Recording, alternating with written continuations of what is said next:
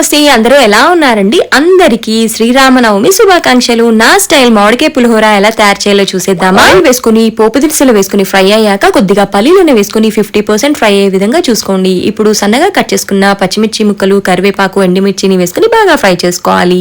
ఈ పోపు మొత్తం బాగా ఫ్రై అయింది అనుకున్నప్పుడు ఇందులో కొద్దిగా అల్లం వెల్లుల్లి పేస్ట్ వేసుకుని మామిడికాయ తురుముని యాడ్ చేసుకుని కొద్దిగా పసుపుని యాడ్ చేసుకుని కొంచెం ధనియాల పొడిని యాడ్ చేసేసుకోవాలి. ఇప్పుడు ఇందులో చిటికెడు మిరియాల పొడిని యాడ్ చేసుకుని నువ్వులను చక్కగా వేయించి పొడి కొట్టుకున్నది 2 స్పూన్లను యాడ్ చేసుకుని అడుగంటకుండా బాగా కలుపుకోవాలి. ఇప్పుడు ఇందులో తగినంత ఉప్పుని యాడ్ చేసుకుని లో ఫ్లేమ్ లో బాగా మగ్గించుకోవాలి. ఇలా నూనె మొత్తం తేలిందనుకుంటే స్టవ్ ఆఫ్ చేసేసుకోవచ్చు. నేను ఇక్కడ అన్నాన్ని వండుకొని చల్లార పెట్టుకుని ఈ మామిడికాయ పులిహోర పేస్ట్ ని వేసుకుని బాగా కలిపేసుకున్నాను. అంతేనండి, కమ్మగా ఉండే మామిడికాయ పులిహోర రెడీ. ఈ విధంగా మీ ఇంట్లో ఒక్కసారి ట్రై చేశారంటే మళ్ళీ మళ్ళీ ఇదే కావాలని అడుగుతారు. అంత టేస్టీగా ఉంటుంది. మరి తప్పకుండా ట్రై చేసి టేస్ట్ చేసేయండి. మరి నా వీడియోస్ కనుక నచ్చితే లైక్, షేర్ అండ్ సబ్స్క్రైబ్.